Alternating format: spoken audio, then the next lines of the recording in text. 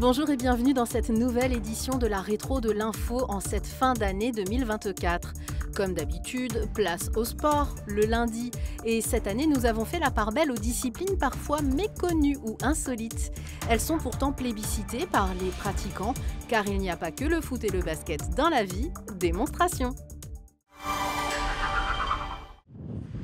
Sur l'asphalte du circuit, c'est bien la première fois que les moteurs sont aussi calmes. À tel point qu'on pourrait presque en entendre les mouches voler. Sur la grille de départ, 27 trottinettes électriques et leurs pilotes.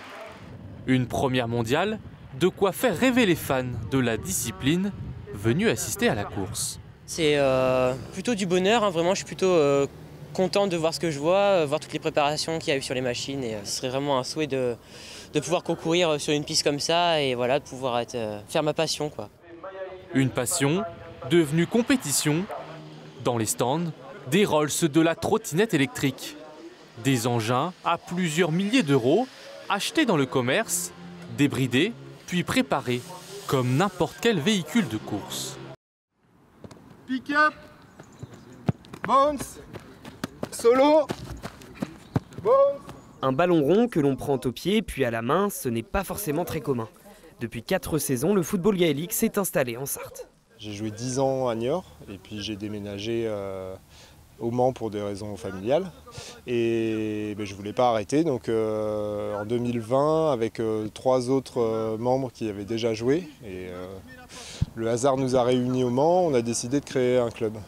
Le concept, faire progresser le ballon en dribblant à la main, puis au pied, ou en faisant des passes, jusqu'au but adverse. Un but marqué vaut 3 points, un tir au-dessus du but comme au rugby vaut 1 point. D'ailleurs, beaucoup d'anciens de l'Ovalie aiment s'y essayer. Très technique comme sport, ça paraît pas comme ça au premier abord, mais c'est assez technique et c'est très physique en termes de volume de course. Enfin, on fait un entraînement, on sort, on est fatigué, on sait pourquoi on est venu s'entraîner. À 3, Grinta, 2, 3, Grinta, La Grinta, comme Rangen, The Manster affiche sa détermination. Il s'agit du seul club de Sarthe affilié à la fédération en basket 3-3. C'est en essayant cette discipline il y a 2 ans que l'idée de créer une association a germé. On est quand même une terre de basket et je trouvais ça dommage qu'on n'ait pas vraiment d'équipe 3-3. Donc avec des potes, je me suis dit, les gars, venez, on monte une équipe et on fait le circuit français. Et j'ai envie de faire vraiment quelque chose de structuré et de vraiment propre. Donc on a créé une association donc en janvier 2022 à peu près. Aujourd'hui, il y a très peu de professionnels 3-3 en France en tout cas. Et nous, on sait que voilà, on sera jamais pro 5-5 ou pro 3-3. Le but, c'est juste de prendre du plaisir, de s'amuser et de kiffer ensemble, quoi.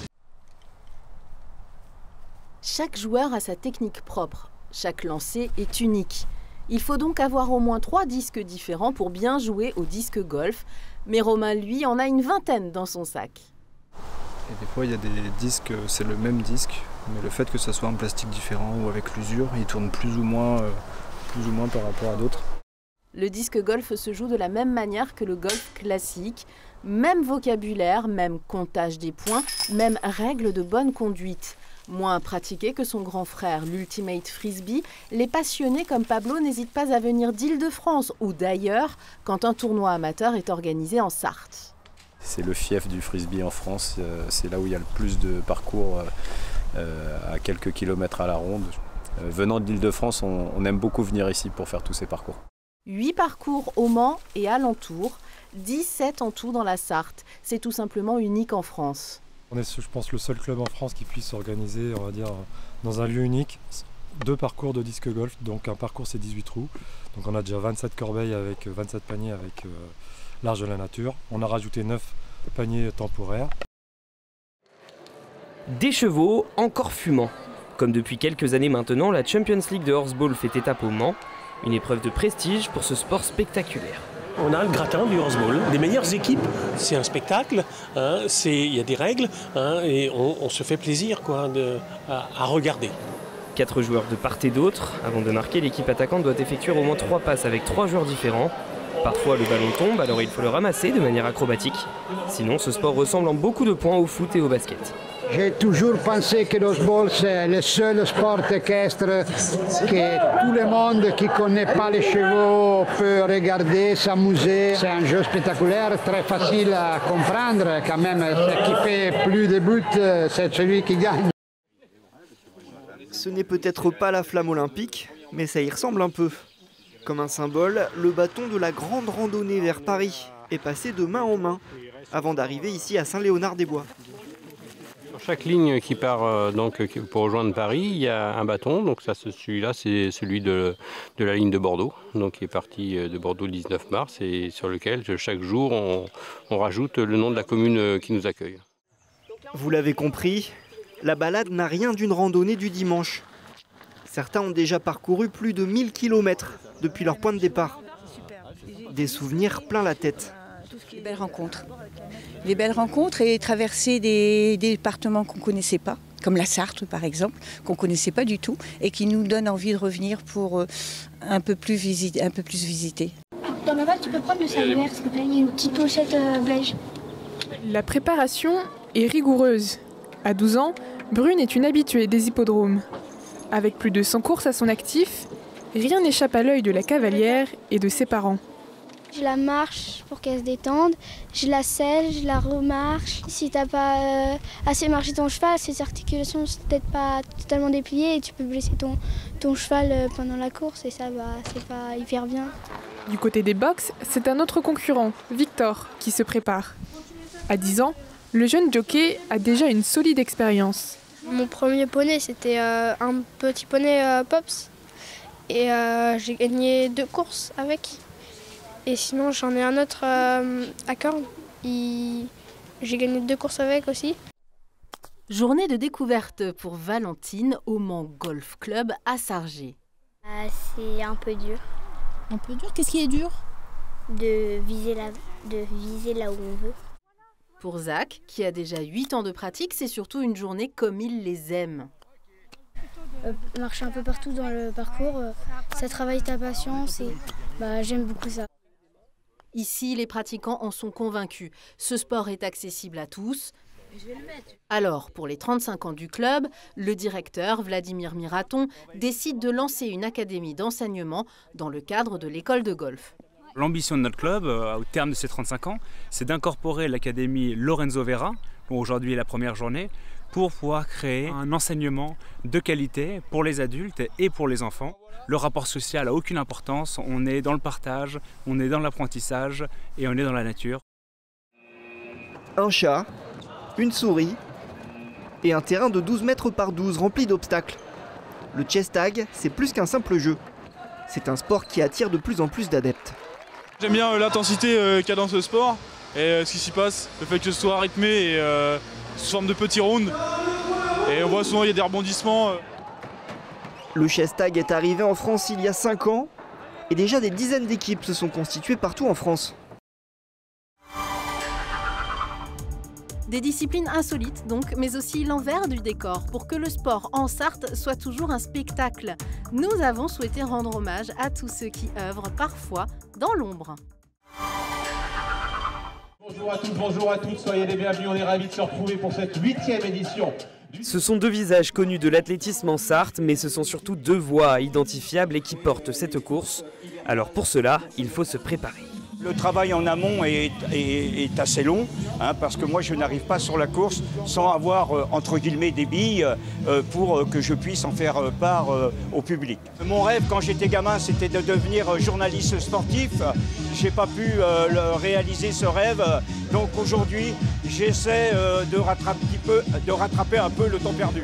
Son compère Olivier Drouin a commencé très tôt. Une passion, c'est parti de rien. Un jour sur une course de vélo, on m'a demandé si je voulais prendre le micro. Et j'étais ravi de pouvoir faire vivre la course comme je l'entends, comme je la vis en fait. Le binôme officie ensemble depuis la première édition de ce 10 km. Leur but est commun. C'est de faire vivre au maximum, finalement le parcours, la course. Mon rôle c'est de donner les positions de la course à mon collègue Olivier qui lui sera à l'arrivée. Depuis sa moto, Jean-Claude Raison raconte la course au public. Il informe tout au long du parcours sur le classement des athlètes. Sur la plaine de Chaoué, on sait ce qu'il se passe. 60 mètres au niveau de l'écart entre Patrice Segal et Florian Legault. Après avoir donné le départ, Olivier Drouin rejoint la ligne d'arrivée. Les rôles sont définis. On se marche pas dessus, mais c'est naturel tout simplement. Avec Jean-Claude, ça fait 8 ans maintenant que ça dure. Il est très très bien Jean-Claude. Il a encore de belles années devant lui. Ouais. Quand Le Mans FC joue à Paris, il peut souvent compter sur ses supporters. Une cinquantaine de personnes ont fait le déplacement, des Manceaux et d'autres qui vivent désormais en région parisienne. Je suis un très grand supporter du Mans FC, mais surtout de Martin Rossignol. Donc dès que l'occasion se présente, j'essaie d'aller les voir jouer. Bon, ce soir, il n'est pas là, mais je viens quand même soutenir l'équipe. À Paris, il y a pas mal de supporters Manceaux, donc on est pas mal à se retrouver. C'est souvent les mêmes têtes. Donc voilà, c'est toujours l'occasion de partager un bon moment. Pas organisé comme un COP, ces supporters Manceaux poussent de temps en temps la chansonnette avant d'exulter sur les buts des 100 et or. Et au milieu de ses supporters, le deuxième gardien du club, qui n'est pas sur la feuille de match. On fait partie d'un club familial, on a une proximité qui est plutôt bonne avec les supporters, donc voilà, c'est toujours sympa de passer le genre de match à leur côté. Surtout dans la victoire, à l'issue de la rencontre, joueurs et supporters communient, notamment le temps d'une photo devenue tradition. On a la chance au Mans d'avoir des supporters qui sont incroyables. Je peux comprendre certaines frustrations où ils sont déçus et ça fait 5 ans qu'ils sont dans cette division et nos prestations ont été moyennes aussi. Il faut pouvoir les assumer, mais vous voyez le nombre de personnes qui viennent nous voir, c'est vrai que ça fait chaud au cœur. D'une salle de gala de boxe à un réceptif VIP en quelques heures, grâce à celles et ceux qui restent tard. Après le Mans Fight Night, tandis que le public est en train de quitter les lieux, on s'affaire déjà autour du ring pour l'enlever. Parmi ceux qui aident, il y en a un qui a combattu quelques heures plus tôt et qui donne un coup de main. Je trouve que c'est important, on a boxé, on nous fait boxer, donc faut aider quoi. Surtout que c'est les gars du club qui aident, donc je ne vais pas partir comme ça sans rien faire. C'est convivial, mais on veut finir ça vite quand même. Il est tard quoi, on a boxé, on est fatigué. Le ring, il a d'abord fallu l'installer le matin, mais comme après chaque gala de boxe dans n'importe quel gymnase, tout doit être rangé dès la fin de l'événement, éreintant. Non, si on a envie de se sauver assez vite. Tous, c'est un vendredi soir, on a fait le travail. Moi j'ai vu les boxeurs ce soir, 5 boxeurs, donc il a fallu s'en occuper. Donc là il est quand même il est pas loin d'1h du matin, donc maman, voilà, on n'a qu'une envie, c'est rentrer assez vite. Et nous avec les gens du bureau, avec les gens de l'association, on continue, les boxeurs, enfin on y va. Bon, voilà, il y a du bruit. Ils ont cassé, ça va aller plus vite.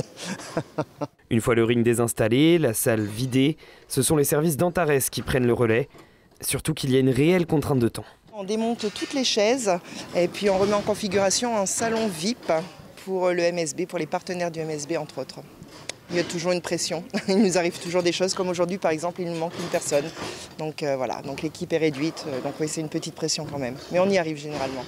À 6h du matin, le service d'entretien doit prendre le relais avant l'installation du réceptif VIP pour le match du MSB. Et tout ça grâce à des bénévoles et des travailleurs de l'ombre.